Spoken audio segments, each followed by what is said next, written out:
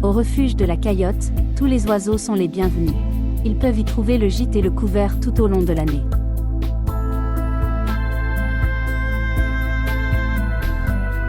L'espèce la plus représentée au restaurant de la Caillotte est celle des mésanges.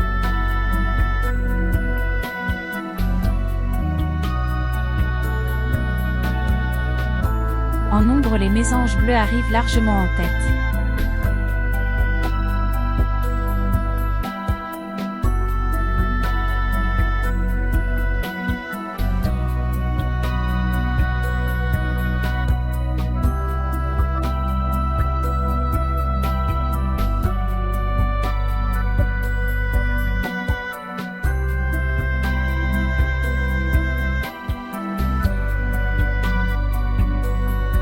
Les mésanges charbonnières arrivent en seconde position en termes de nombre d'individus fréquentant la mangeoire. Elle est peu craintive.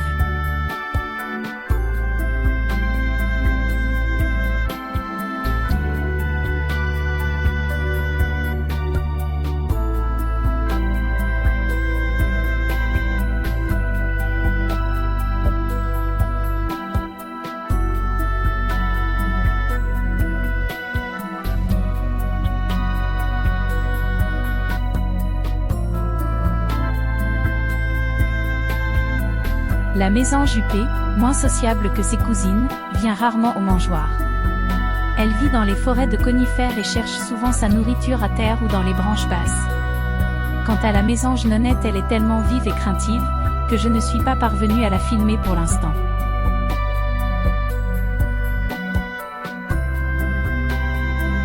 Les années précédentes, on pouvait observer des mésanges noires, mais aucune n'a fréquenté la mangeoire lors de l'hiver 2023-2024.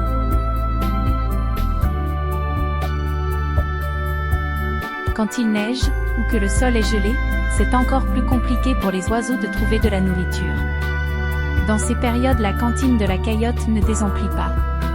Les mésanges s'y pressent par dizaines.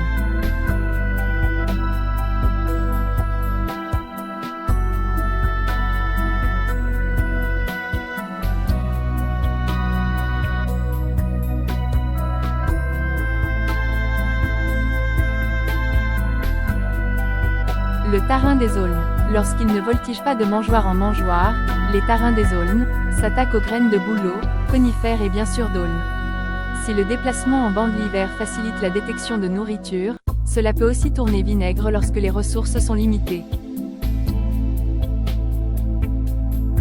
C'est là qu'apparaissent des individus plus forts, des chefs, capables de soumettre les autres afin d'éviter les conflits. Ces tarins dits dominants se distinguent par une bavette noire, une capuche et un menton noir plus prononcés que leurs congénères. Une étude a même montré que les tarins évitaient naturellement de se nourrir en présence de ces durs à cuire. La citelle torche-peau, petit oiseau trapu à grosse tête et bec costaud qui se déplace souvent la tête en bas le long des troncs des arbres à la recherche d'insectes à picorer. Son nom rigolo lui vient de sa capacité à fabriquer un torchis en mêlant sa salive à de la boue qu'elle va utiliser pour façonner l'entrée de son nid, souvent un trou dans un arbre abandonné par un piquet-pêche dont elle remodèle l'entrée à bonne dimension. Quand vient l'hiver, elle mange des graines et notamment les graines de tournesol dont elle raffole. Sur la mangeoire, c'est une vraie terreur qui a tendance à chasser les autres oiseaux qui lui font concurrence. Il faut dire que son bec redoutable est une arme très efficace. Le rouge-gorge est un oiseau insectivore. En hiver, il peut ingérer des graines. Il se nourrit au sol. Il est solitaire et très territorial. Bien que mélodieux, son chant est un avertissement pour ses congénères, pour défendre son territoire. Lorsque deux rouges-gorges entrent en conflit, ils paradent en bombant leur plastron orangé, sifflent puissamment, puis se battent, malheureusement parfois jusqu'à la mort.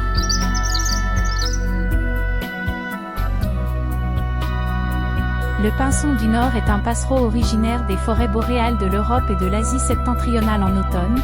Le froid s'installant et les ressources diminuant, il quitte ces contrées pour hiverner dans des régions plus clémentes. Des milliers d'individus rejoignent alors la France. Certains y restent pour hiverner, d'autres poursuivent le voyage jusqu'à la péninsule ibérique. Le pinson du Nord voyage en groupe. Et pas des moindres. Certains convois peuvent contenir plusieurs milliers, voire des millions d'individus, parfois accompagnés de pinsons des arbres. Dans leur forêt d'été de conifères ou de bouleaux, les pinsons se nourrissent essentiellement d'insectes. Mais en hiver, au cours de leur migration, leur régime change. Ils n'hésitent pas à s'aventurer dans les jardins pour y dérober quelques graines. En fin de saison, fin février début mars, on peut observer l'apparition de la belle capuche noire de jet du mâle. Sa tête et son bec prennent une teinte plus foncée. Les bandes noires de son manteau s'accentuent.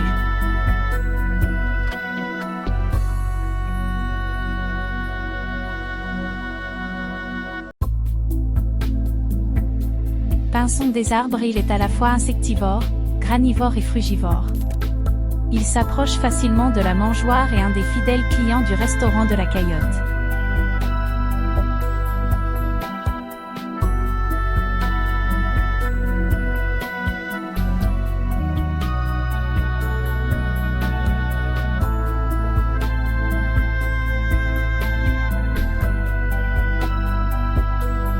Pique-mare.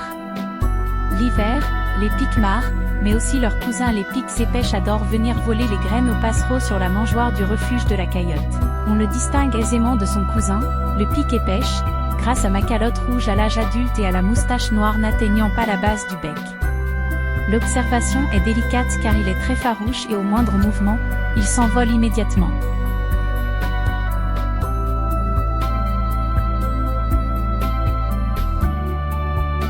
Aucun problème de cohabitation et de partage avec cette petite mésange bleue.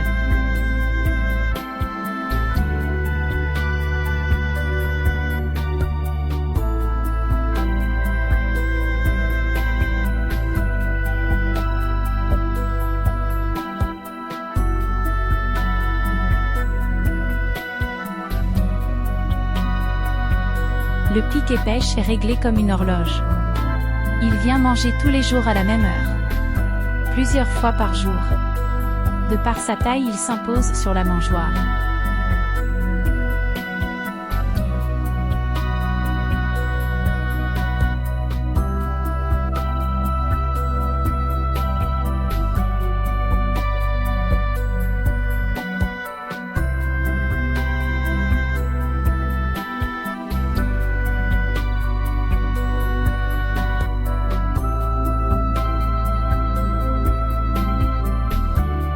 Là encore pas de conflit de voisinage.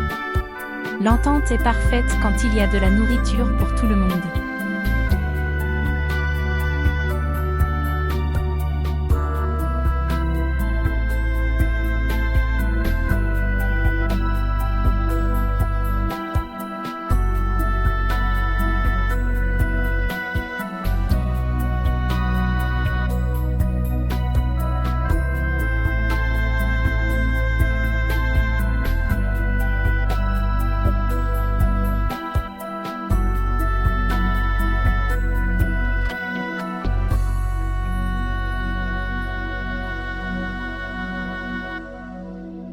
Sous la mangeoire, une nuée d'oiseaux, des gros becs, des pinsons du nord, des chardonnerets élégants, des verdiers profitent des graines tombées au sol.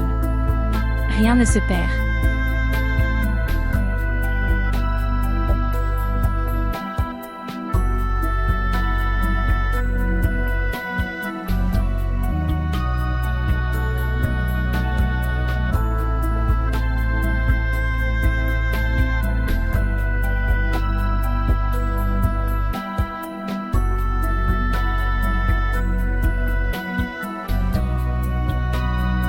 Sur la petite mare, un visiteur très discret, beaucoup trop discret, vient de temps en temps lui aussi se restaurer.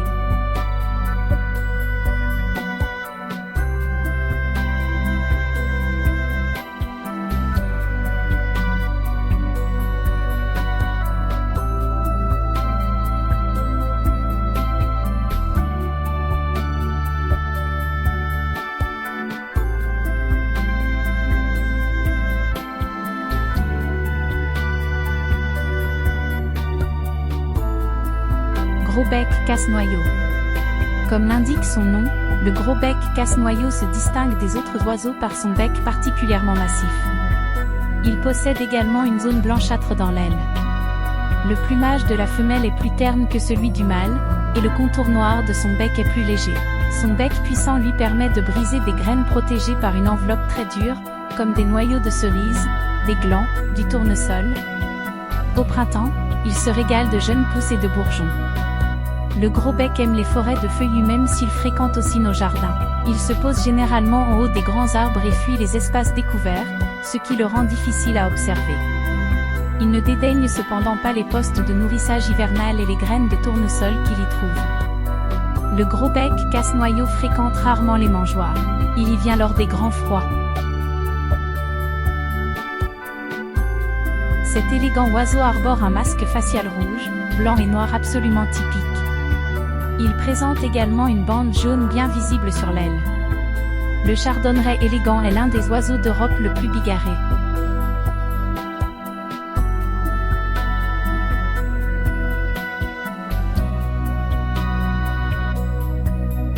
Il ne s'invite jamais seul. C'est en groupe que les chardonnerets élégants se mettent en quête de nourriture.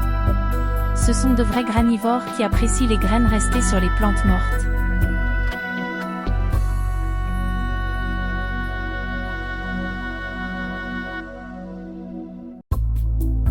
Il recherche avant tout les graines de chardon, ce qui lui vaut son nom. Grâce à son bec effilé, il peut très bien les enlever sans se piquer et parvient à les décortiquer très habilement.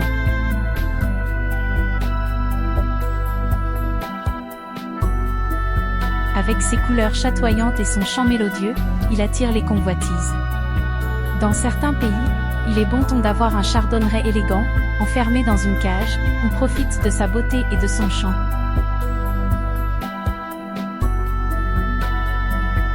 Des concours de chant sont organisés, certains les font copuler avec des canaris, mais dans ces pays, on ne trouve plus de chardonneret dans la nature. La France est devenue une source d'approvisionnement pour les braconniers. Puisqu'ils sont de plus en plus rares, les prix montent en flèche. C'est un trafic aussi rentable que la drogue. Le prix peut varier de 50 à 1000 € pièce selon la qualité du plumage et du chant. 40% de chardonnerets ont disparu en 10 ans.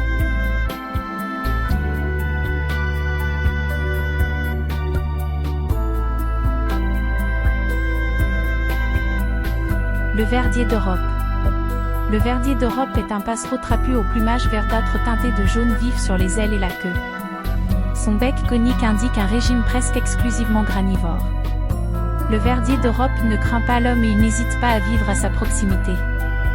Il est notamment ravi de venir se nourrir dans la mangeoire du refuge de la Caillotte, sa préférence allant vers les graines de maïs et de tournesol, qu'il peut aisément casser grâce à son bec puissant. Mais c'est un oiseau qui peut se montrer agressif envers ses congénères. Il n'hésite pas à les chasser s'ils osent se servir dans sa mangeoire. Néanmoins, en dehors de ce contexte, il les tolère bien volontiers.